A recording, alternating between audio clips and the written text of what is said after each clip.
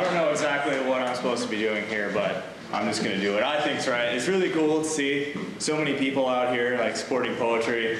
And, you know, you see these kids coming in here with all these instruments and stuff, and it's a good thing because, you know, the world that we live in right now, it's a very strange place, and like media in general it's not the truth, and the only way that real truth can be achieved, you know, it doesn't even have to, I'm getting all deep all fast. I don't mean it like that, you know. I mean truth is something inside of you, and it's something you find for yourself. And I think that whatever you do to express it is right. And I think that here we are in an art museum, we're going to be reading poetry to each other. I think that's one of the best things that we can do to still maintain our individuality in this ridiculous world of the Matrix.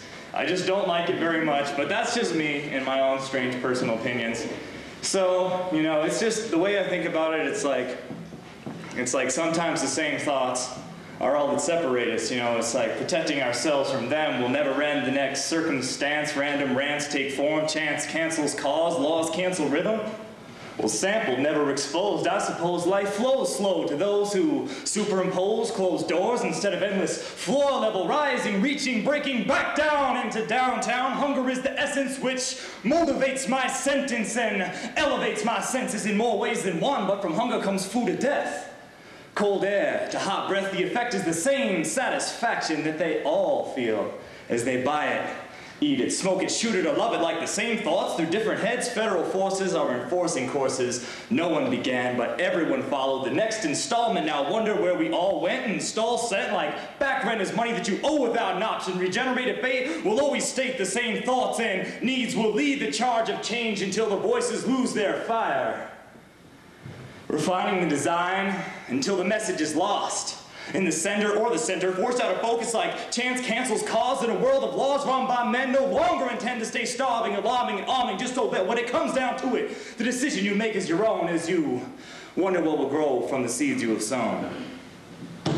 And that's what I like to say about that.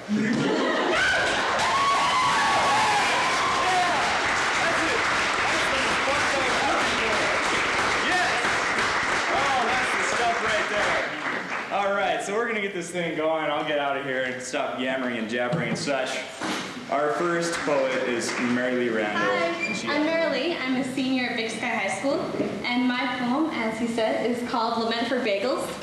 It is about the writing process and how most of the time when I write my poems, they suck. And so that's what I decided to write about. Okay. Lament for Bagels. My poem thinks it sucks, and to be honest, it does. It started with once upon a time, and the paper closed in on itself and wrinkled into a ball. My masterpiece threw itself across the room and landed inside a running garbage disposal. I sighed and started on a clean sheet with a fresh pencil.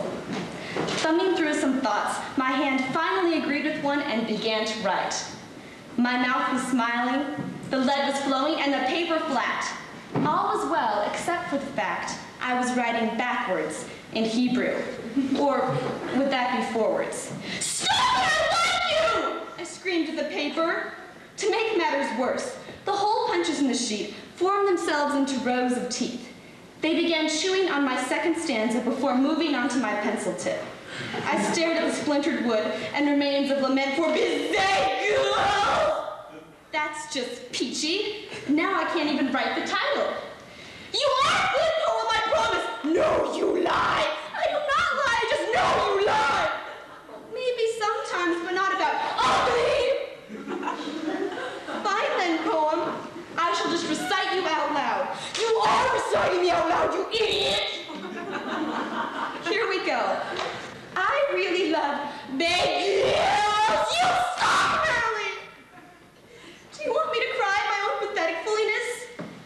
Yes, that is a word poem. I quit. Thank you.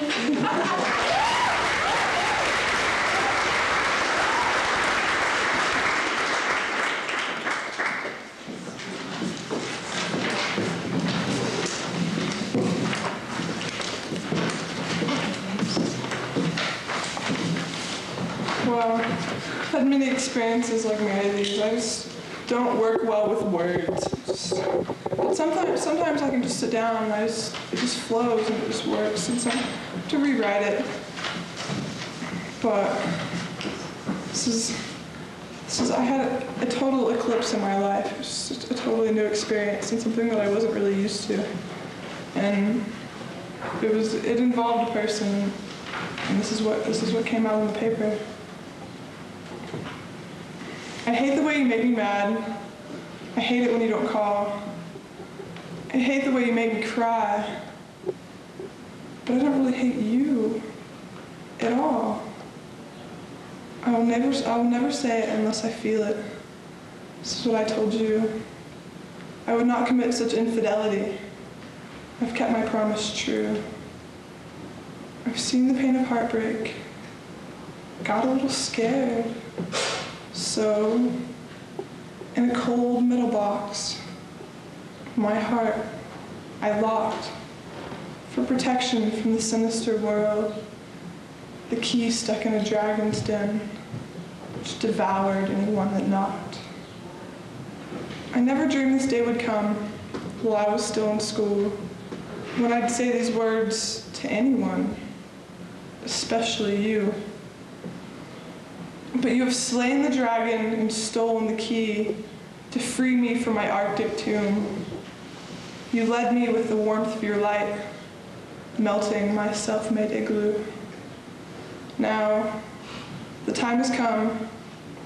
There's something important I must do. I've denied my feelings long enough. It's time I admit the truth.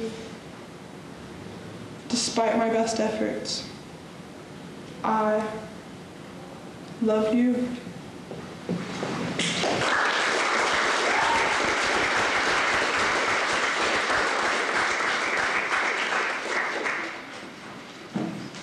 And then I didn't really write very many poems after that. I wrote that like my sophomore year. When I got Mr. Linehan's class, and it was a totally new experience and a totally new view towards education.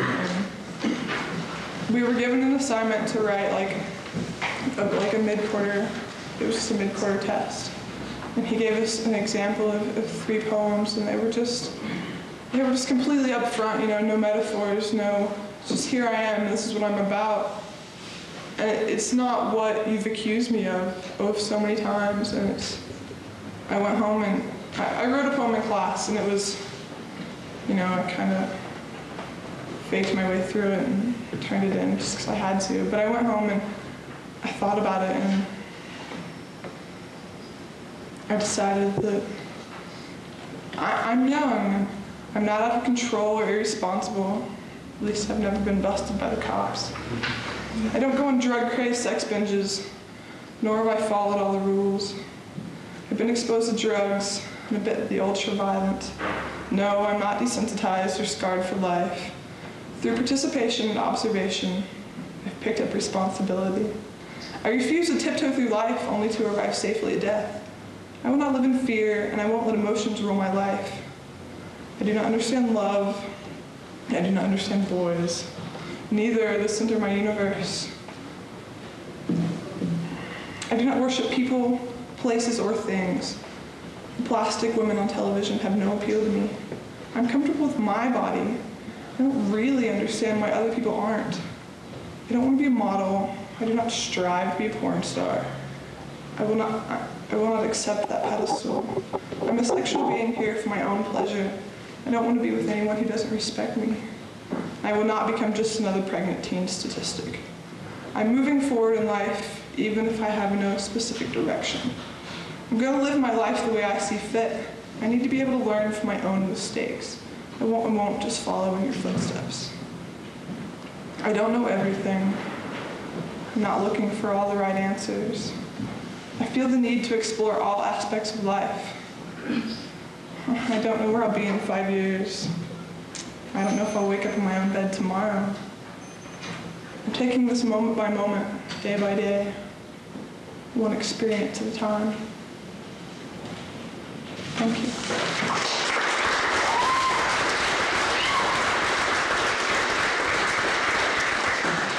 Okay, I'm going to speed it up a touch. Mr. Lanahan, for a test, wanted us to write a poem about why we write. When I first read the assignment, I was thinking, okay, well, just put something cheesy down on paper and hope for the grade. But I kind of caught a wave and went with it, and this is what came out. My release. I write when the mood takes me, when the swirl of dust and debris within my soul billow and blow, and seek the release, a release of pen and paper, a perfect matrimony, or maybe just a one-night stand. To breach the spirit, to dust the cobwebs off, and rid myself of angers, originating from the stupidity of humanity, the impatience, the lack of consideration or love, the glorification of war. To spit out the blood from a slap that landed with abandonment, or that was coughed up from a victim guilty of nothing but young naivety. To scream when I wish for no one to hear my pleas, and to laugh when my soul becomes unbound and my heart is free. I write to spite society, to laugh in the face of what is ladylike and proper, to rip the shades from eyes that only see perfection and beauty, whom only see themselves, whom only see their world. I write to strike out against self-righteous ideals, to scream, wake up, to those who force amazement and surprise at corrupt priests and lying religions. I write so I can smile, so I can live without oblivion, but with peace nonetheless, with sunshine and love and hypocrisy and pain.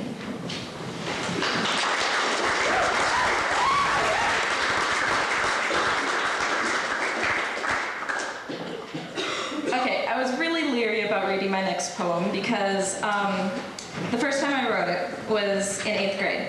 And ever since, every time that something negative has happened in my life, some life-altering experience, I've modified it and I've added stuff. And so, as you can guess from really negative experiences, it's come out quite depressing. But it certainly isn't reflective of my life. It's just reflective of the times when you feel that there's no hope left. It's called Empty. Blue skies, the sun is shining, but gray tears are all I feel inside. Why does the physical hurt turn to emotional agony? And why can't words express the way I feel? Bitter, ugly. I want to run away, to help me find a way, but I slip on the tears and go falling down. Will I fall all the way this time? Will the floor come so quickly? And will it be covered by grass and dandelions, caressing my skin, as if the skin of some lost lover? I know not, for it has not happened. What's happened is fear, of the words, of the future, of each new injustice that will destroy one more link to my humanity, of one more betrayal, that of which I fear so terribly much, of one more gaping wound in my being that refuses to heal, of those who never could accept me and never will. But the will to live is always greater, and the pain is too much to bear. I cannot cry anymore. My tears are to no avail, my fears to no end. Each wound in my heart is ever painfully present, a pain which no anesthetic can counter.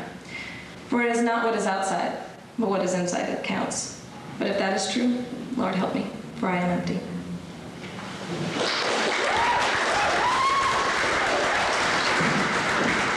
My piece is called Memories.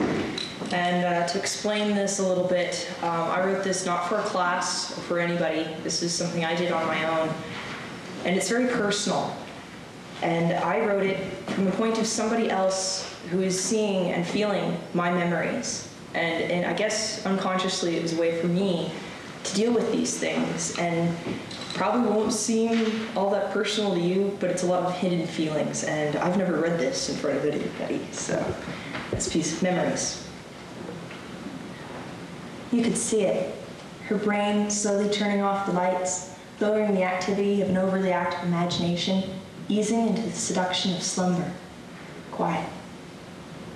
Sometimes I enjoy watching her tumble into exhaustion and taking her to bed, kissing her goodnight and tucking her in. Sometimes I like watching her, sleepily looking at me, mumbling goodnights and rambling bits of ended conversations. Sweet dreams, dearest. Then other times, this childlike exhaustion scares me, like an old woman whose body is as healthy as a youth's, but whose mind is completely gone. An old woman who can't recognize her adult children, not because she lives in the past. Whose dead sister is gone because she ran off with that new man in town and eloped, not because she died of intestinal problems and hip dysplasia.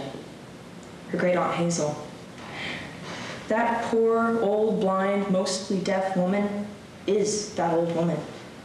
I'm told you can almost see the little electrical lights of synapses in her brain flashing on and off, where for a fleeting second she remembers the present, who you are, and that Eddie is dead. Uncle Eddie. He was a ranchman who died a ranchman's death. At 86, he was fixing a horse fence, died of a heart attack, slumped over his broken fence, watched by a horse he was keeping in on a dusty, dry grass plain in the Missouri Ozarks. But to dear Aunt Hazel, he's just on an extended trip around the ranch. It's been sold off, bit by bit, for the last 10 years. That slow synaptic response, and getting slower, reminds me of Uncle Ike's post office. Once a beautiful farmhouse with a local post office in the back. A big, red, partially corroded sign hung over the door. Now on the white walls of a small apartment house, it still reads, Uncle Ike's Post Office, that-a-way, Highway 80.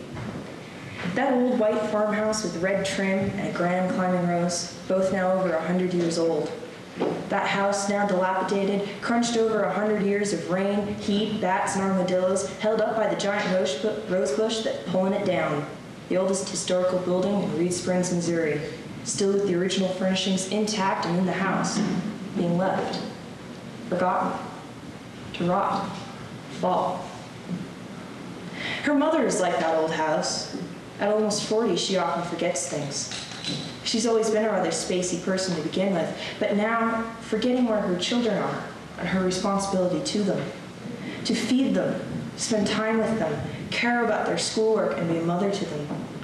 Your children will always have friends, but they need as a parent. Her mother never really grew up herself.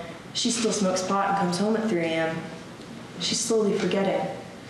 Like that old house she loves so much, but she too, in her churn, has forgotten. I sometimes become worried as I watch my dearest sleep in sleep's peaceful euphoria. Could she too turn out like her disorganized, forgetful, lonely, unhappy mother? Will her mother be like her great aunt, detached from the present, lost in all memories, confused? I sometimes wish we could go far, far away from here, from this dysfunctional family life she was brought up in, away from the hurtful memories that are not my own, that haunt me, haunt her. Follow her like illusions of pain not fully felt due to ignorance and a lack of experience. I often wish we could leave this little gray-brown valley, this place sort of, the beautiful woods and rivers and sky. Find a place just for us, just as wonderfully full of geographic marvels, and leave her family behind. A place where we could live happily and start anew.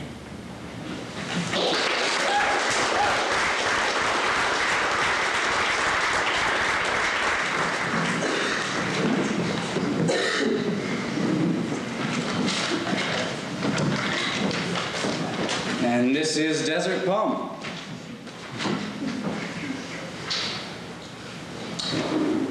The smell of her, still, faintly on my skin that drifts slowly up to nostrils now illuminated. Half-truths, whole truths, things we knew, spoke, felt at one time, now ashes and dust in the old void. And the legendary character, the victim of a plot, shows his aged head, and he spins his circles round us in the melancholy desert. And he knows, and he's seen, and he's back for the ride. Once is not enough for this one-time lonely traveler, killed his sorrows for the prize, they say. Killed his sorrows for the prize. Now I'm here to kill my sorrows. I'll travel with you if you'll have me. I'd like to kill your sorrows too. And now, hidden in this desert, I'll put on that head. I'll wear it for what it is, and I'll be a lonely traveler again, soon enough. I have to take it off again. Go back and be ashes and dust in the old void again and have to seek out new trails. But for now, I know where I walk. My feet fall in time with my very own will. And we will know sorrows no longer. I will find myself no longer traveling. I will not pay mind to the thin layer of red dirt which coats my boots like ash, a gentle reminder of what will always be.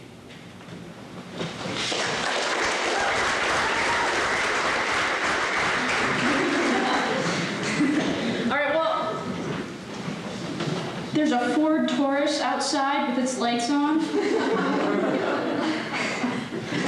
I'm actually here to read. My poem is actually actually, Miss Evans told us to write a poem about a room. And I wrote a poem in class, but it didn't really turn out so well. And I went home contemplating going crazy at the time and decided to write this poem. It's called The Library. Shaking hands reach for cradle phone. Dialing slowly, she waits for an answer. She stands, sits, and then rocks on the floor. Breath comes in labored gasps as she moves her arms to wrap around her knees. Remembering to breathe is always hardest when bottles of emotion topple from the shelves. She can't remember what emotion fell, but she knows her quaking body will plow the bottles into bullets of air. Eyes water from lack of oxygen. As her hand moves across the over-off button, her lungs burn as though teaching her to start fire. A great blaze burning the library of bottled emotion. A circular room running through the veins of her ever-pounding limbs. I don't really know what to say, so I'm not going to say anything. My first poem is called Pieces. Evil eyes, I hate what you have become. Your magnificent lashes point to tan skin that holds my secrets. You never look deeper, eager to take, never returning what isn't yours. You stole it. Why did you want it? Prove nothing to yourself. I kissed away the pain. Did you notice? I weigh it down with good intentions, useless inventions. My wrists bleed from your mental shackles as well as my own. Die for a cause. I made my misery beautiful before you. You turned away. Pearly tears of regret streamed down my face. You said I had beautiful eyes. I used them as a weapon against you. You didn't notice. Evil eyes.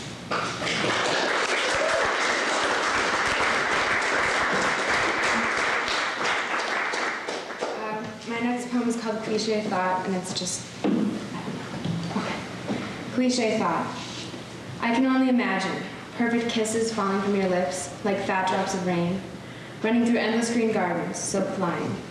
Hide and seek beneath the sheets, my knees teasing your hips. I can't even stay together when you look into my eyes.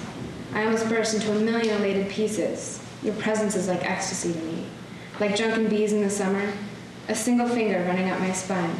But I can only imagine endless embraces, perfect love in you.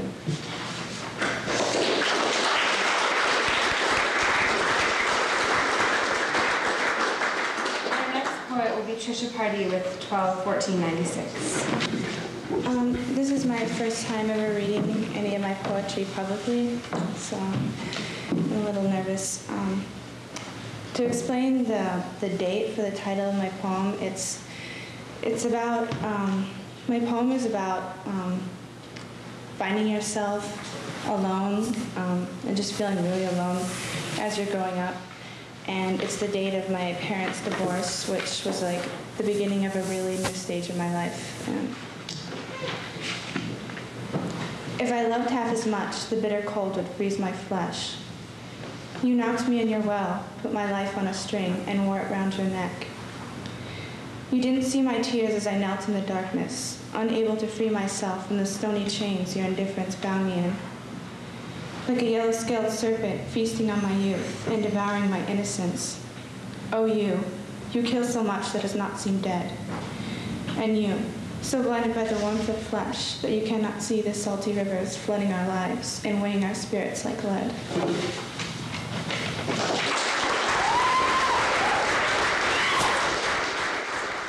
Hi, I'm Ross, and I'm going to be reading Tranquil. It's dedicated to my grandpa, who's not with us. I mean, by that I mean he's not here in the room. He's still alive. But I only really know two sides of him, and that's his fisherman side, and then there's the war side, because he went in on D-Day. And I've only gotten him to talk about the war once. And every other time I talk about it, it's always about the training and how cool it was. Soothing warmth slips far from the fire, softly washing over silvery heat, sloshing with steam and rolling over, waves of sparkling spray that lap into the air. Above the raging rivers running wild within rapids, wisps of liquid diamonds shimmer in the night's medallion. Dripping streams of swirls paint the reflection of the above, humming in the tone of perfection. Scraping back the chamber with a snap, grinding bone locking the jaw. Shrapnel zings by, buzzing the skull. Torn flesh, hacking blood, droning the chaos. The crack of black powder marks the decay of a rich soul, now forgotten in a hazy dream.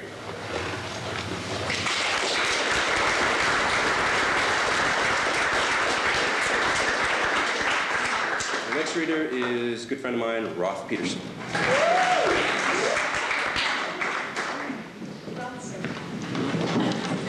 I'm Roth Peterson, also known as the damnedest Prince of Death, I think. Yeah. The Danish Prince of Death. This is my poem called Night After Minute. Those of you in the Hellgate creative writing class all remember this assignment from Mr. Lenahan, which was to go home and write a poem on our feelings on the world state of affairs. I don't think there was such an assignment, actually. I wrote this poem on my own feeling on rape, actually.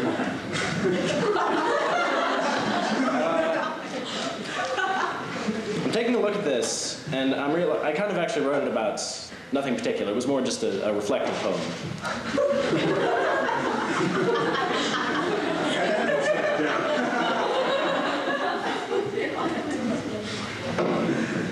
I didn't actually even write this. This is Night After Minute.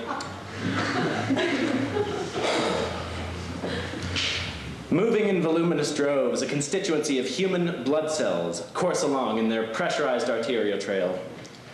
Broken out into a world of perceived liberty, a throng of people just like me, exactly like me, meander along in that attractive acquiescence. The constant presence and gifts of the masses confound the heart and the Christmas spirit. I ask you, my mentor and spirit guide, Henry David Thoreau, for your creed, for your wisdom, for your guidance, for your spare piece of gum, what seeds of dissension would you sow into the fertile earth of society? Into the auspice of refuse and crap, whose stench all but overwhelms the living dead. In your day, I imagine, the impudent were punished. No flank was left unslapped. No hand was left unwrapped. No treason ignored. No fresh prince's body exhumed. And every mind was tainted with a saturate perfume. And oh, what a scent that was. In the days when unity and justice... This is a serious poem, you guys. In the days when unity and justice infused their own force into the air. The heirloom of that noble line, and all that remains, is the intolerable humor of unsavory, wretched contentment. I mandate that my domain, my body, shall never be doused with free samples of insensate number 5, obtained from frequencies of upscale wannabes and DJs dead of all casualties. All my rage yields to me is a one-way ticket to the hell of a lot of trench coats and whores. What pestilential vice will next come to consume us in our sleep? Perchance executing our fantasia, perhaps our dementia, of an age of reason.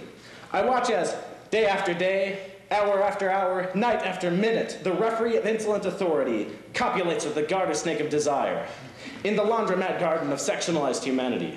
I watch this as it explodes like internal organs exploding from the stomach.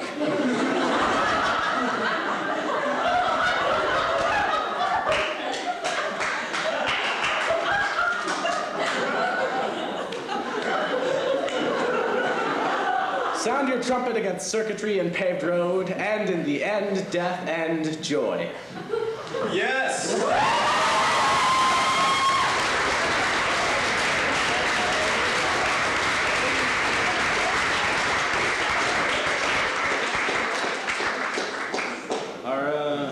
Our next poet is Joe Black, a man who needs no introduction, but I'm going to give him one anyway. He wrote this poem in a quagmire of moral self-doubt. Life happens. Thanks, Rob.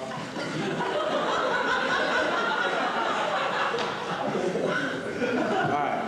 I write poems and I usually just keep writing and then I look back and I can't really tell what's going on, but they're my thoughts, so I like them. So I tried to make this a little understandable. Hopefully I did a good job, but I don't know. I once sat there wondering and tossed the idea of thought. I was only juggling, but it was too much. The marchers moved over with numbers and size. I was confused and conformed to their eyes. 2 years to the day, I stopped dead in the tracks. I stepped off the trail. I was sick of the sight. External puke filled me with vomit. I was full. It was all I could take. Someone rained on my parade, demanded I get back on track. Yet I had had it. I had seen a glimpse, and that's all I needed. For one point doesn't exist. Our eyesight is lying. For many, and only those who search, have the slightest chance of finding. For you must be quick, sly, and clever. Look at a problem from a different angle you never thought of, like another dimension. Someone once wondered, we know from the books, but don't look too close, it's only one look. When searching, detect, use guides to light your way, but wander blind, oblivious, free of thought. If you see a light, walk closer. If it hurts your eyes, walk away. Don't worry about direction, for the greatness above will pat your rope. Circles aren't always bad, life's not a straight line, and neither should you. Crooked people kill me, why are they there? For a challenge, but beware. Wouldn't be gracious, don't bloat, it'll only make you fat. Filling your arteries with glory is a quick way to death, easily avoidable with quickness of step. So venture forth, only slightly listen to me. Don't listen if you don't want, except when the light invites. You will see, life happens.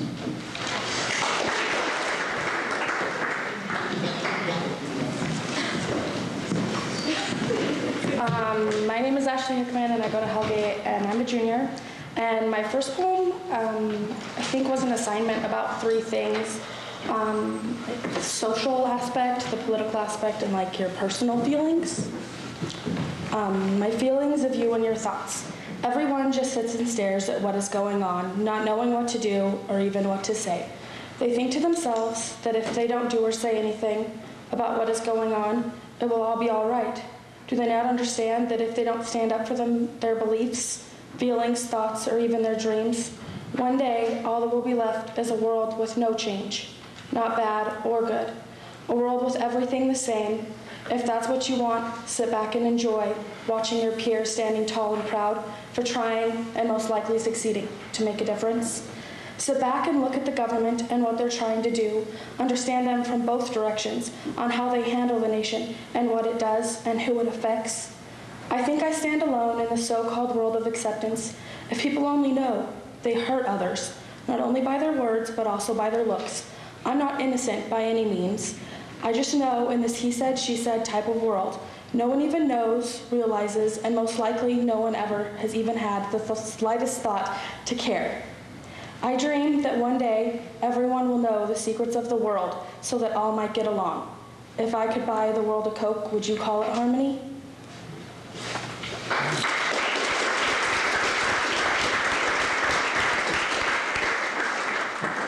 And my next poem is a words poem. It doesn't have any sentences or anything. It's just different words put together. And it was about a weekend that I had with all of my friends, and we had a time of truthfulness. And I think you would understand it more if you could see the poem, the way it's written and everything, but here it goes. Tears. Lost, laugh, scared, depressed.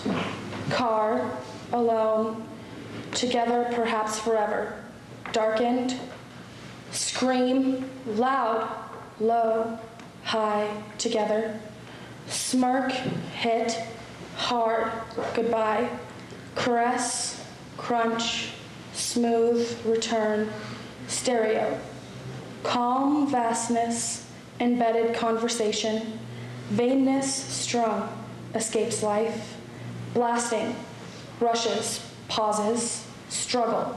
Volumized anger, soothed, nodded, happy, suppressed, sadness. Locked, scattered, blackness, file folder.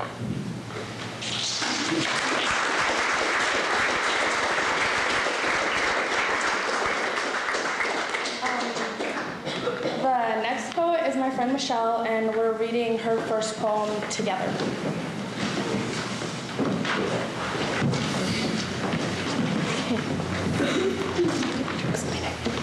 Okay, this was a poem that is like a nonsense poem. It's not really meant to make sense. It's about blinkers and how we get upset if people don't use them.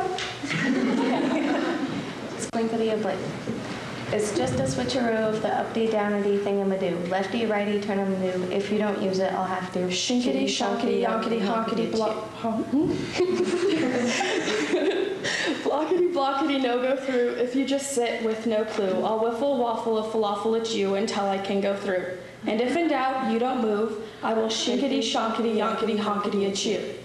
If you blinkety blink, I'll be forced to think of a flingerly, fingerly thing to flip at you. In fact, there may be two.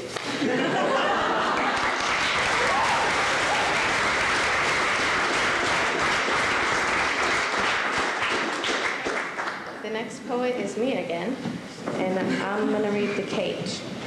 And I wrote this after a kid in my school killed himself by overdosing on pills. The war goes on within ourselves, fighting the want for death itself. Take these pills, make the pain go away, for us to not see another day. You do it wondering what the results will be. You do it just to see. You are gone now into a different place, never again to see your friend's face. Everyone is a little more down than before, thinking of you lying still on the floor. Something so fragile, taken with such rage, to know that pain of being inside the cage. Okay, this one's called Security Blanket. You make me sick. True, I look to you with desire, but you gaze past me with eyes like the moon, making me realize that I shan't be the object of your caress.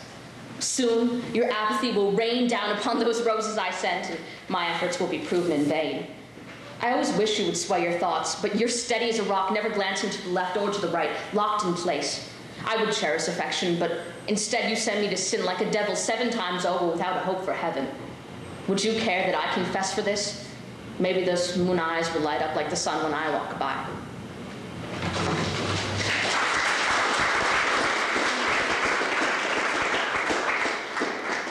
I don't know if the second one deserves a little disclaimer, but I've shown this to several people and they've told me never to show it to anyone else. Yeah, you laugh. Okay, it's called A Glint of Light in a Darkened Oil. Have you ever been afraid of the dark? Or a bug on the back of your neck? What about that blue car that pulls into your driveway at 1 a.m. and turns off the lights as the driver looks in your window and then drives away? What about people? I've seen the evil that men do.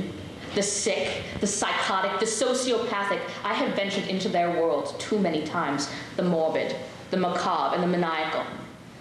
Have you ever seen the maple syrup blood drain from a young girl's heart in her killer's hands? Or what about trophies? Young women's heads buried in the backyard, staring up at Mama's room, their bodies beaten and battered, left on the side of the road, like a mutilated Barbie, doctored by a younger brother. I've seen women dissected alive, and I have lived and breathed death for 30 years.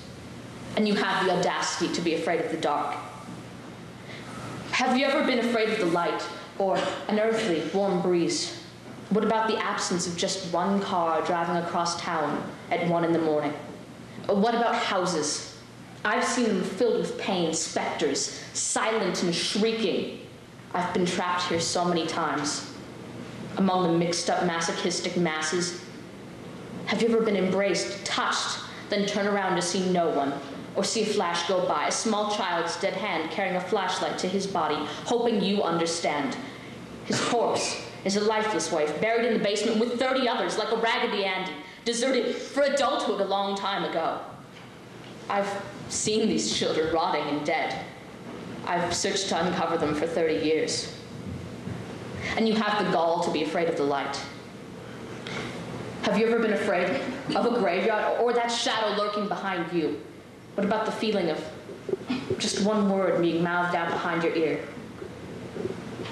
What about a presence? I felt them surround me with grief. I've been smothered by them so many times. Skulls, skeletons in a trapped soul's closet. That misogynistic medley that shows an evil man's transparencies. Have you ever been cut so deeply that blood flows like a dark, beautiful velvet, or so sharply that you don't bleed at all? What about an impaling penetration, a paralyzing jab in the small of the back, trying to warn you to stay away? Your body writhes in anguish, not understanding the message that it's given, like receiving Morse code in your mother's womb 700 years ago. I've been pressured by these sharp blades. I've wondered that meaning my whole life, trying to translate it before it comes again, and you are so shy as to be terrified by a graveyard. I'm held underwater by 1,000 deadly hands while groping for the surface and grasping for air, fighting to break the water level. I struggle for infinity, trying to surpass the skeletons and the specters. Breach away from the world under the water, the masochistic evils, the morbid initiation. While you live in your lollipop world, I'm stuck in the middle of human filth, the parasitic scum in the ghettos of the earth. While you spring to the top of your sugary rainbow, I'm enveloped by dark murk and oil. Every day the light at the surface gets dimmer, and your lemon drop sun just shines on. Your life gets a little sweeter every day as mine gets washed away with peroxide. But I'm still trying to reach the surface. But every day the mud gets thicker and the hands get a tighter grasp. I'm still fighting, and so are they. They keep dragging me down below the surface, and the light just keeps dimming, like candles flickering out, until one day they're all gone. And you have the audacity to be afraid of the dark.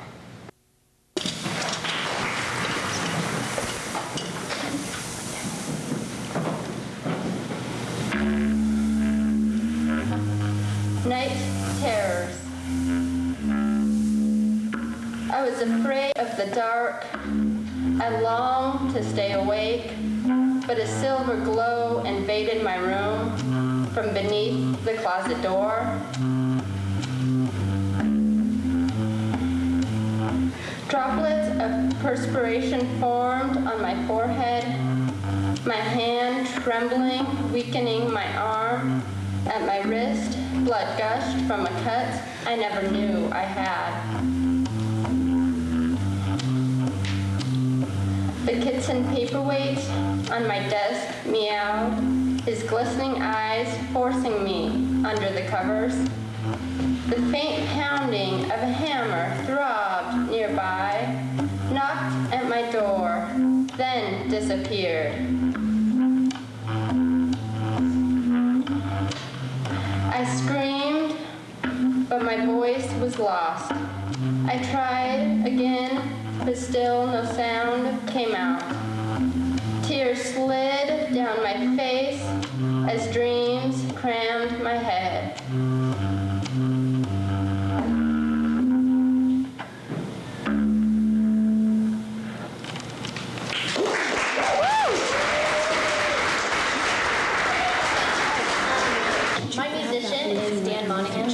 Dan Monahan. And my poem is called Deceiving Angels, and it's about finding out something that totally changed my life.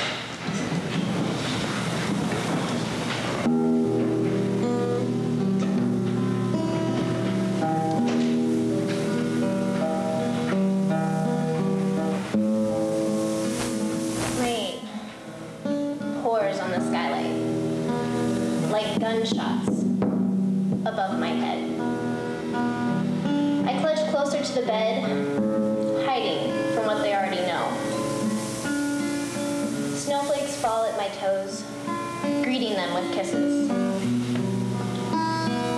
Bamboo stalks outline my prison, with my galaxy hovering over my bed. To my right, a window leads down my driveway to a never-ending dusk. Driven to the mud, I drop to my knees, rolled till my old body is covered with new flesh.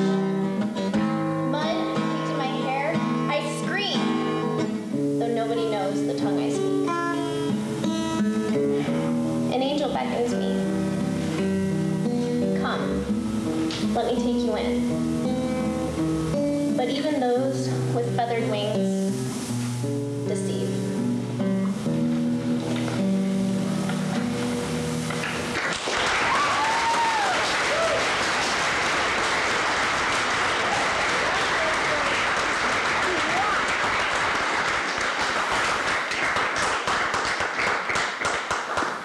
The next reader is someone who I admire very much. I love her writing. I think she knows this. Amber Schwab.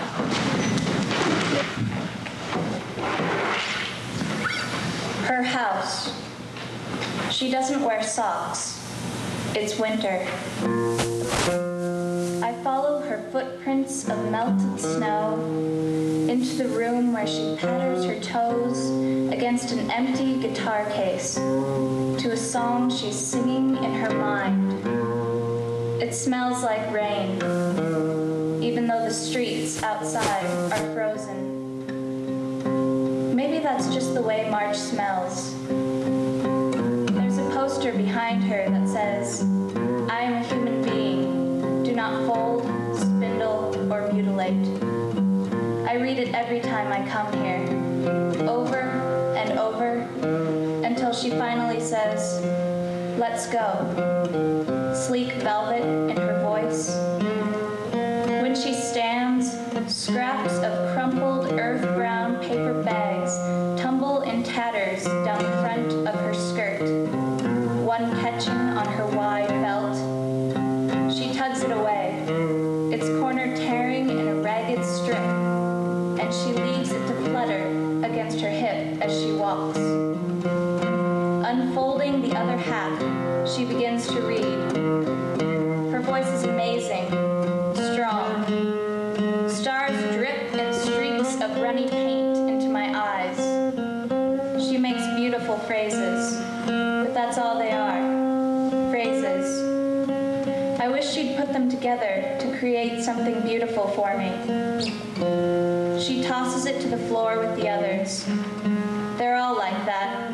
The papers, crumpled and enclosing her words, her drawings, her fingerprints, like there's something she's ashamed of, but she's not. She likes the idea of disposable thoughts, she tells me. When you're done with them, you can just throw them out. They're gone forever. I take one before I go, one of the thoughts she no longer wants. I always do, because I know she won't be there when I look back. Won't be standing in the doorway, bare, calloused heels beneath the snow. She isn't real. She's too free to be real. No one is that free. I stretch my palm out in the dark to the place she should be, wishing I could crumple that house in my mind, cast it away from me, so I don't have to think about it any longer.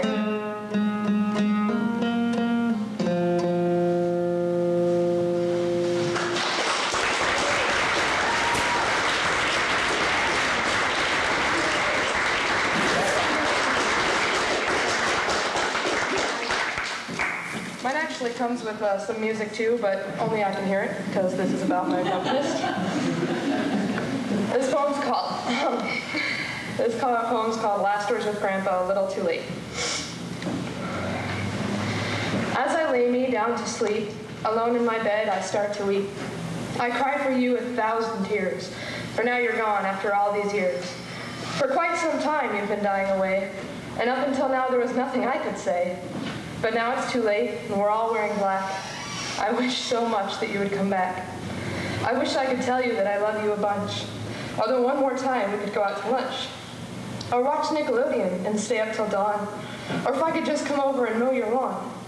Let's go have some ice cream. You want cookies too? Come over and let me come over and cook dinner for you. Please don't make me stay here and listen to Mom and Uncle Bill. Please, Grandpa, wake up and stay with me still. Come on, Grandpa, I know you're strong. I know everyone else here is wrong. Grandpa, wake up, because I'm alone now, you see. Grandpa, wake up and take care of Grandma and me. I stood there in my nice black dress. When Grandpa didn't answer, I started to stress. With flowers in my hand, I finally realized Grandpa's gone forever. Tears streamed from my eyes.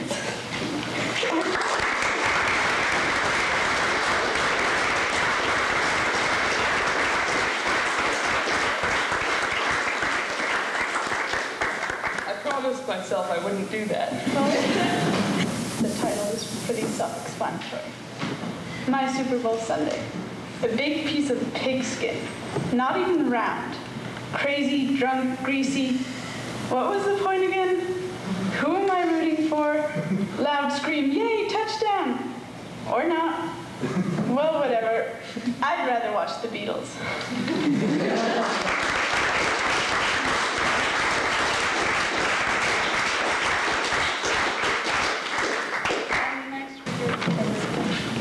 Okay, I don't know why I wrote this, but I wrote it for Mr. Shakeman here.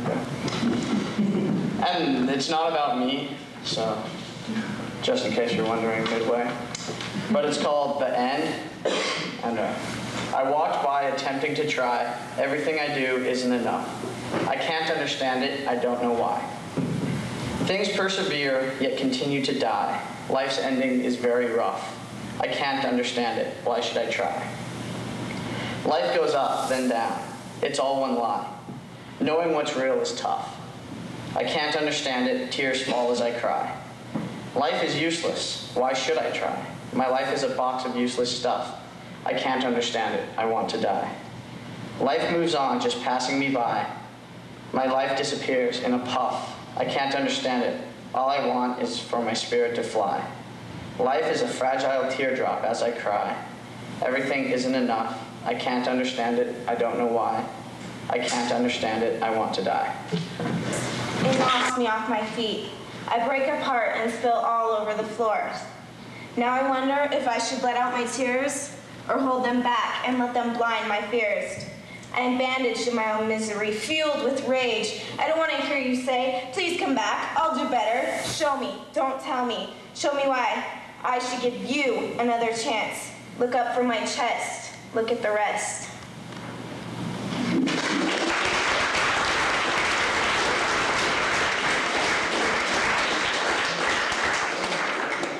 The next reader is Gao Nu Tao, I think. I'm sorry if I spelled it. I'd just like to introduce my gong player, Fallon Irving. I got the gong. All right. My poem is about my mom and my dad, and just a little story behind the poem. My mom's been sick for a long, long time, and we're Catholic, so we could never go to a shaman to see what was wrong with her. And so we went to the doctor, and they said she had all this stuff going on. And so my dad got mad, and so my dad went to a shaman, and it turns out that my mom's spirit is a shaman. So now we practice shamanism. And so this poem is just about how this new religion has just affected our family and my mom and my dad, and just about the altar that is in the basement. And so, the altar. My mother's altar shines where it stands against the white walls of the basement, and beside my father's piano, the one he bought for $10 at a garage sale. They're new, the altar, the brass drum, and the ring bells. The veil that covers my mother's face is still stiff, but her spirit, my father says, is of the old traditions and the country. My father is proud of the bench he built for my mother, is proud he created such woodwork for hands so small and tired. He believes in my mother's world, the spirit world, and she believes with him. The gold paper, cut in shapes of little men, represent our family. They hang above the altar, attached to the wall with tiny blue balls of sticky tack. We watch movies in the same room, endless hours of The Insider, and later each night, my mother sings her songs, and my father assists in her nightly practices. He beats the gong, shaping the metal to please the spirits, and my mother sits on her bench, her face covered by the veil. Her body trembles as she enters the land of darkness, spirits, and fire. My father watches, sometimes with envy. He feels the vibration, the rhythm of the gong, and his spirit follows my mother's, where they go together, guided into one song.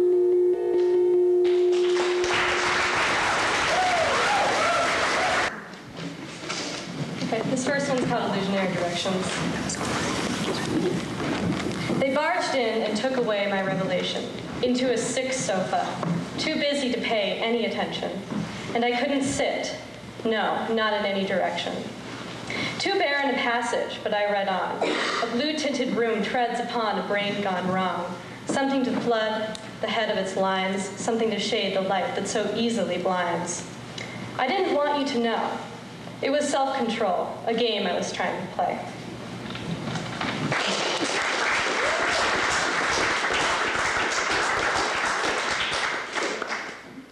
This one is called Night Vision. I used the cut-up technique with this, and it was really fun. It was just kind of a bunch of lines that I took and mixed up, and put down on like 4 different stanzas, or 4-line stanzas. Pinches hard the raging tide, books beside containing drug power for millions. If the weak are the altruist, then what is a man? You had your hair down and some sandals on. Genius strikes the oblivious man to battle far and battle wide for the words of misty-eyed poems, a definite feeling of living somewhere near Italy. There is an ancient breath in the city. They let it decay like some cabin in the woods. It's all she can think of to talk to me about. Nothing more stunning to stare. Pluck your teeth one by one, can't reach your gun. Playing dentist can be so fun when you can't run. Nothing more enjoyable a gallop. Deja vu is a qualifier of a liar. The boy in the glasses talks in D&D, and the others join in clapping the beat. Exposition of a night rider with trickle hair and painted fair. Surrenders to strokes of an unkind land, like shingles of steel and moss everlasting. You better get back soon. I'm your logical downtown day, a time warp of canvas and tree. I'm bulletproof, in a way. You remember yesterday when you were at the store? Now we've got 2 days to stay, planting seeds in an elevator. I get your shoes, don't care what you say. You know I love you, just don't want you to forget. A face on 10 years of a pillow, and then make others do what you do. I'll feed you every day. Night vision, we slept and saw in the dark.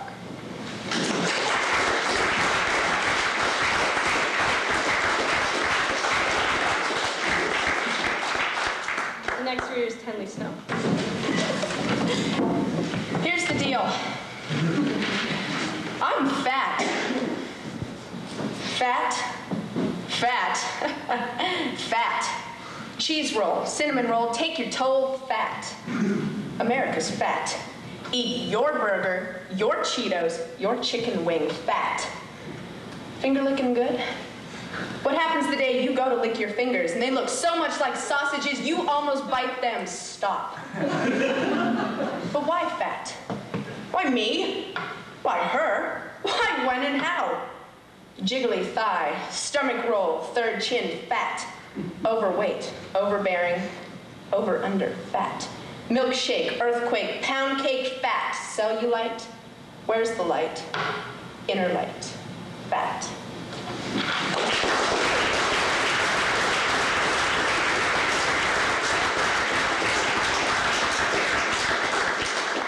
Alex Snyder's up next. I'll wait for my band to set up.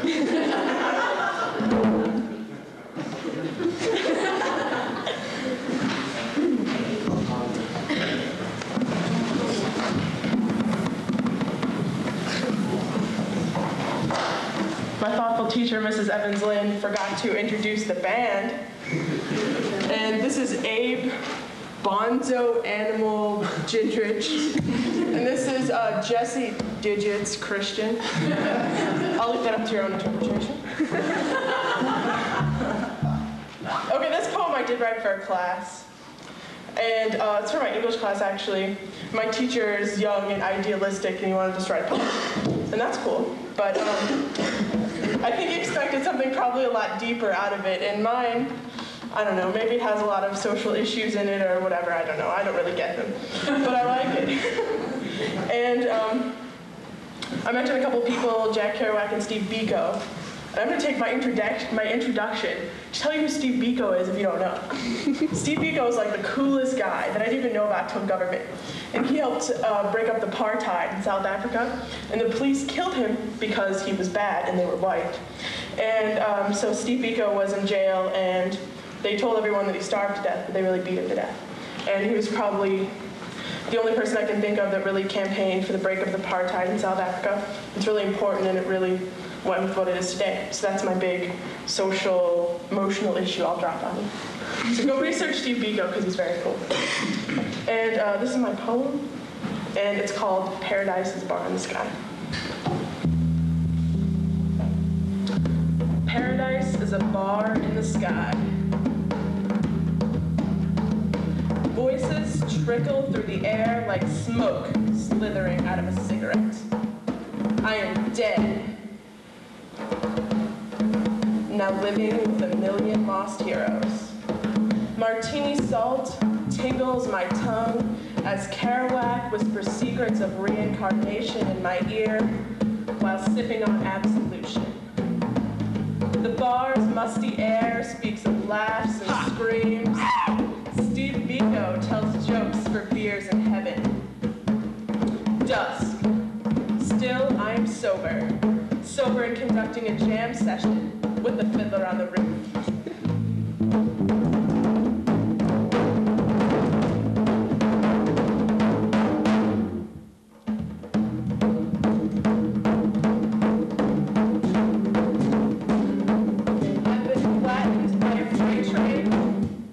Finally beginning to wake.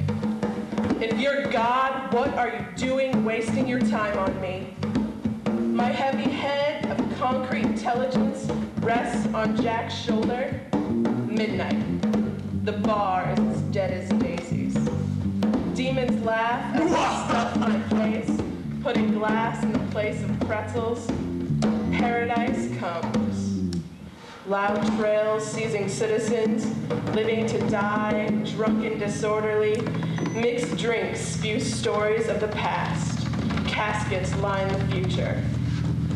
The danky air of paradise finally resides over the heavy heads of mistaken angels.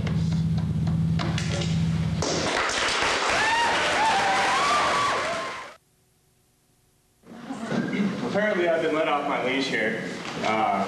So I guess this is really great. Like, you guys, all right, everybody clap for yourselves right now. Come on, come on.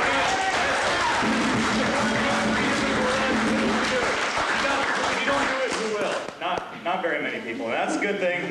These people right here, they're good ones to get on the inside. But I'm gonna do a little bit right now because for me, poetry and music and all of that is a huge part of my life. It's what I do basically, so. Like, the best way that I found to represent myself is through rhythm, and that kind of takes the form of hip-hop, and a white boy from Montana, you know, you do the math, but, you know, it's what reaches me, and it's the most primal, just, it goes so fast, you know, but it's got a lot in it. So, you know, if it just comes over you in waves, just let it wash over you. But this is my hip-hop manifesto because it's like, my rhymes are like a microwave to roast it from the inside out, thick and savory, smooth like a Guinness stout. My metaphor is used to show you what I'm talking about, like a concave shockwave, slave to the groove. Stick and move, third out repercussion, news you can use or abuse at your own discretion, but please put your answer in the form of a question. Progression of expression, redirection of inflection, the tongue-tied vibe, alive and well, organelle the cell, spells out the code of the mode of operation of humanity. Canal the channel these, vocabulary casualties, grabbing your attention like a set of massive memories. Thanks for the memories chance, cancels cause, laws cancel rhythm deep underground like a subterranean expedition. Exhibitions have to begin at 10:15. A ratio of 1 to 10. Of alchemist to men, led to gold and then led back again. Metaphors, my friend, my own special blend. My word is like an animal caged, a pen extended, balls to stars. Drunk from my punch, spike the mic with hot potency funk. Premeditated like a monk, moving into the spontaneous, absolutely no continuous citrus to it. The lyricist like attempting to explain the shape of the business form surrounding you. Absorbed and condensed, packaged up and sent in the sentencers. First class past today, I've been told and they say, and the same way you came from the inside out. Spoken beats, word of mouth, convoluted, never new to well suited. For the task at hand, scanning the horizon, devising the surprising convergence of events, head full of sense uncommon like high rise, low rent, tenement, tenant spent. Most of my time improvised rhyming, supplying my mind on tap, ready to react, bring it back, boy, Dave. First lesson of the day, my rhyme is like a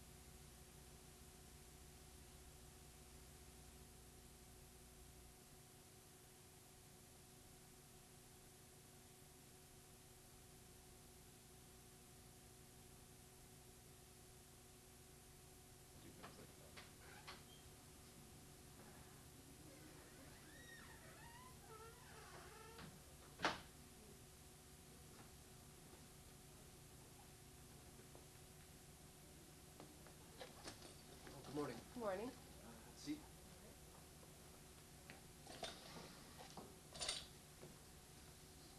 So you're Tanya, right?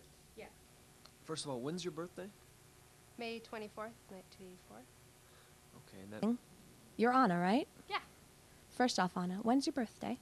August 14th, 1985. Which means you are... 16. Good morning. You're Jessica, right? Yeah. First of all, Jessica, when's your birthday? First of all, you can call me Jess. Okay, Jess, when's your birthday? December 25th, 1983. Which means you are... 18. Jess, I think you already understand the situation, but I do need to inform you officially. I'm very sorry, but you died yesterday. You don't have to be sorry. You will be staying with us for 3 days. During this 3 days, there's only one thing you need to do, and that's to choose a memory. This memory should be the most precious and dear to you because it's the only thing you'll carry with you to the afterlife. Well, where do I go then? After I've chosen my memory. Into eternity.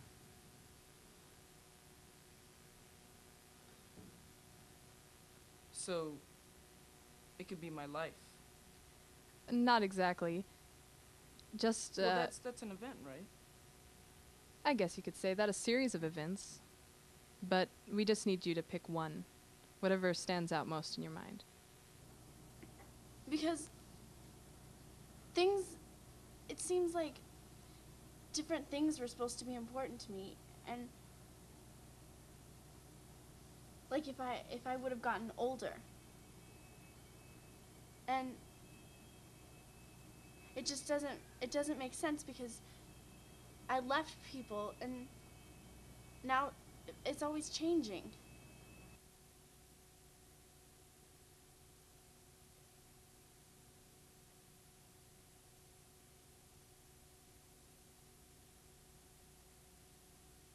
Yeah, I shouldn't be dead right now. I have too much right now. I was at a great time in my life. I can't be dead. This isn't gonna work. I'm sorry, there's nothing I can do. Well, is there anybody I can talk to? No, I'm sorry.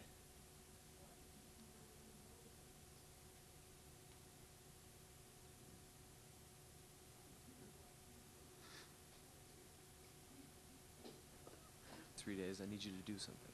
I need you to choose a memory. This should be a memory that's dear and precious to you, because it's the only memory that you can take with you into the afterlife. A memory Just one. to take with me into the afterlife. Yes. Oh, that's great. Huh. Well, I better make it a happy one then, right? It's whatever one you choose.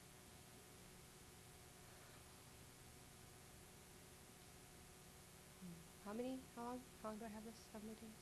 3 days. By Wednesday, you should have selected a memory. 3 days, okay. Do I have to do anything else in this 3 days? Just any work, anything? Just think about the memory? No, you can talk to me whenever you'd like.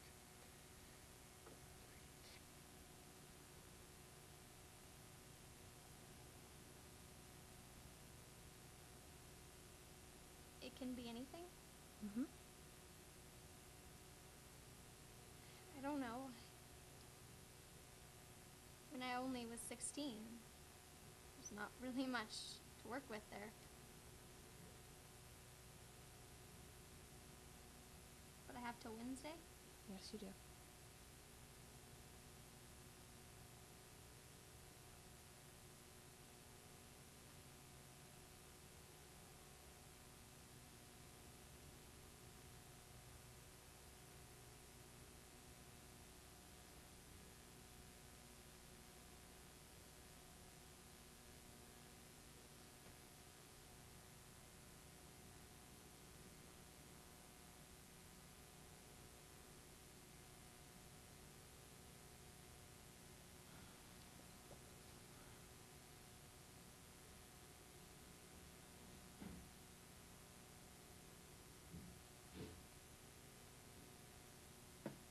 For 3 days.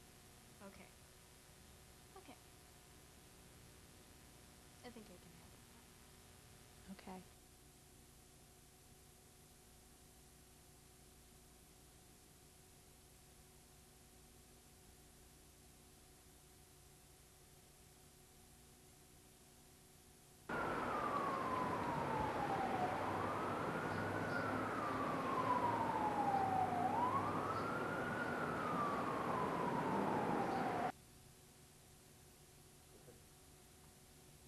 Good morning, Anna. Hi. How'd you sleep last night? Wonderful, actually. You find everything? Mm-hmm. Okay. Anna, you had a night to think about it. Think of a memory? Well, at first I was thinking, how can I even choose a memory? And then I realized I get to choose a memory. It shouldn't be a burden. I never imagined dying that I could take a memory with me, and I'm just really excited that I get to. That it would have to be about my family, but I can't remember a time when, I don't know, when we were really all in a place that I wanted to be. But I definitely want to think about it more, because it's a big thing. So I'll tell you tomorrow. Okay, you still have 2 days. Don't worry about it. Okay. I was thinking last night about my life, and I decided that I was most happy when I was by myself. Maybe that was a fault, but I liked to be in control. And one of my happiest memories was in a summertime. It was about 11 or 12. And it was a beautiful afternoon, nothing to do, just a nice day. And I decided I'd go for a ride in the park. So I went over to the shed where I kept my bike and watched to see that my dad wasn't there, because he always made me wear a helmet and didn't really want to. So then I rode into the park. It's a really beautiful day. The sun was playing off the asphalt, and there was a nice cool breeze coming off the river. So I started riding on my favorite path, and was riding really hard, and went up this one hill, and I was just pumping those legs. I was little, but I could go pretty fast. And I got to the crest of the hill, and I began to go down, and I started picking up speed and picking up speed.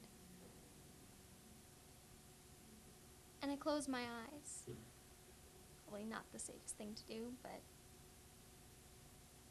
closed my eyes, and I lifted my arms off the handlebars, and I felt the wind just rushing past me, and it was really exhilarating. And for that moment, I felt completely free, completely uninhibited, unaware of everything else around me. I don't really have like a complete idea yet. I mean, I've thought about a lot of stuff, but well, I know I want it to be with my friends, 'cause that was the best thing I had. So, but I don't have a memory picked out yet. And it just doesn't seem right, because so many people have changed, and it feels like I want to pick somebody, but I don't know. It's just, you always leave behind people. It feels like things would have been different if I would have been older. And You still have 2 more days to think about this. okay. I mean, I think I'm gonna pick something with my mom. When I was in like 3rd or 4th grade, 'cause we had this house I really liked. So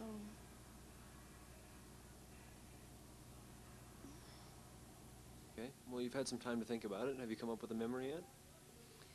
Well, I've been thinking, and this one memory did come up.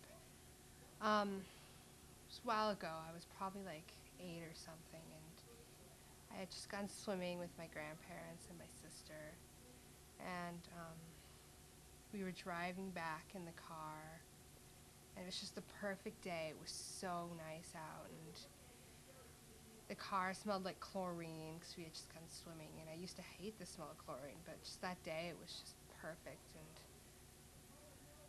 the leather in the car was just, I don't know, usually it was uncomfortable, but it just was perfect that day. Everything was perfect that day. And outside, it was just perfect weather. There was a nice breeze, but it wasn't too hot. And I was eating this cookie, this big oatmeal raisin cookie. I just remember it was so soft and chewy, and there's so many raisins in it. It was so good. We were just driving, and it was sunny. Almost fell asleep in the car, but I had to stay awake. It was just too perfect. I was thinking I want to take my family with me, and then I don't have any memories of my entire family together, so I don't know if I want to do that. I don't know. Have you had any ideas about your memory? Well, I kind of came to the conclusion that I'm having some problems with the concept of it. That's fine. You still have 2 more days to think about it. Yeah, but I don't like the choosing of one memory. Mm-hmm. I just think it would be a really false happiness if I were to do that and then repeat it over and over for eternity, I guess. Okay.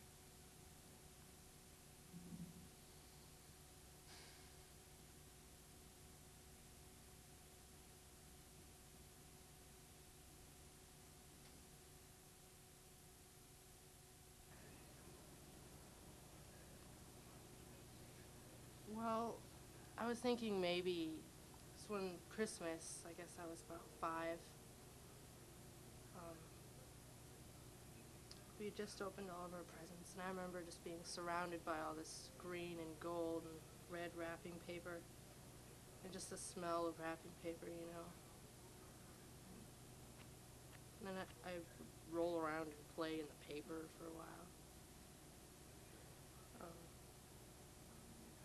Yeah. And I just remember eating the caramel rolls my grandma would always make. Yeah. Every Christmas we'd eat those. Do you remember what you got for Christmas? Well, me and my sister always got the same thing, except usually in like different colors or something.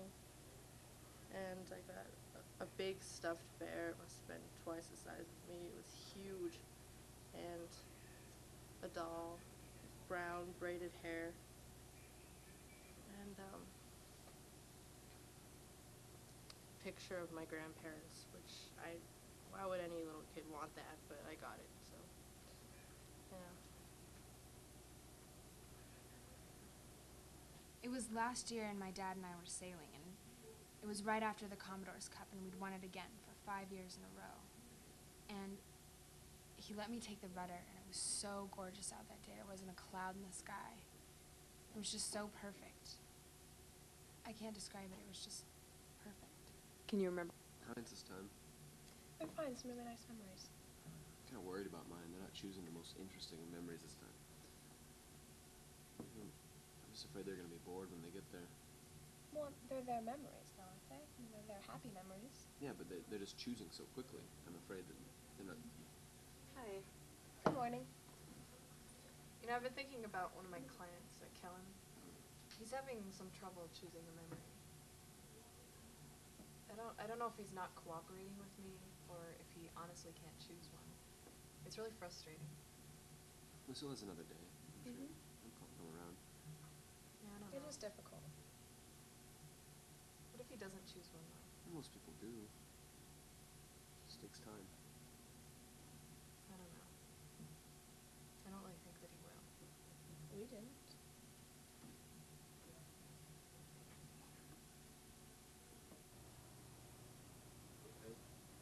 Good morning, Shamara.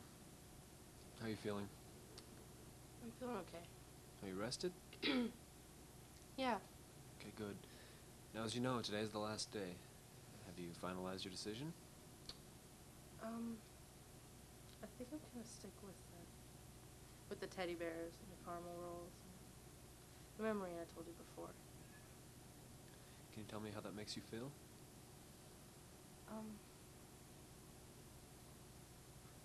I think I'm ready to go. Just because I've had so much happiness, you know. I think I can accept it. I've been thinking about it. I think that I might have something chosen. It's just kind of boring around here, and it made me think, wow, I'd really like to be somewhere where I felt excited, you know? And so I've decided to choose this time when I was a freshman in high school, and I was walking home. We lived 2 miles from the school, and I was walking home, and I had to walk, you know, downtown and over railroad tracks, and then down my street, and then finally get to my house. And it was a really neat day because the clouds were purple, and just the light and everything, it was reflecting this yellow color, and the grass was bright green, and all of the trees' leaves were bright green, and everything was illuminated in this golden light. And then it started to rain, only it was really warm. And just the entire thing had this charge of electricity. And the feeling I got was just this excited, anything could happen at any moment feeling. And I've missed that around here because nothing happens. I'm positive. I have my memory picked out. It's this time where I was with a bunch of my friends, like 4 of them, my 4 closest friends, and we were hiking. And I just remember this moment where we were on the top of the mountain, and we were all just sitting there looking at the view over town, and it was just such a perfect view. Like you could see the whole town, the entire valley. And I remember it was sunny, but it wasn't hot. It wasn't windy, so it wasn't cold because of that. But it was just like that perfect temperature, like high 60s, low 70s. And I just remember sitting there thinking that this is probably the best I've felt in a long time. But now that I've thought about it, that's the best I ever felt, probably. It was just a great day. I was sitting outside on this chaise lounge that was really falling apart. It was green and white, and I was reading, and I was listening to a CD, and it was really nice and warm outside, and it started to get cold and cloudy, and it started to rain, but it was still so wonderful outside. I just sat there, I remember thinking how wonderful it was, and it was. I was in like 3rd grade, and I mean, this is a weird memory to pick. I had the chicken pox, but and they just weren't that bad. Like, I was getting over them, and I remember, and I got to stay home a whole week, and it was really fun, and it was a really sunny day. We lived in Arizona, and we had an acre, and we had all these ducks. And my brother just built us this chicken coop, and me and my mom painted it all day, and we painted flowers all over the coop for our ducks. And I just got to play in the yard all day with my ducks, and I had nothing else to do. I didn't want to go with my friends or anything. I just painted flowers in the sun and itched. And there were ducks running around, and it was warm. It was kind of humid. It was really beautiful. That's it. And a memory occurred to me that happened just a few days before I died. It was amazing. I was laying out in a field on a blanket with my boyfriend, and I was just comfortable. I was wearing my sweatpants and a sweatshirt, and I was laying looking up at the stars and just thinking if anyone else in the world was doing that at the same moment. And it was just really beautiful. I felt like small and insignificant compared to the rest of the world. And my boyfriend fell asleep, and I just laid there and watched him sleep. And Go ahead. Good afternoon, Kellen. Good afternoon. I guess you know that this is the 3rd and final day for you to choose your memory. Have you thought of anything? Well, I've came up with a lot of memories. I guess mostly from my childhood, but I don't think I want to pick any of them. I understand. There is one alternative. to choosing your memory?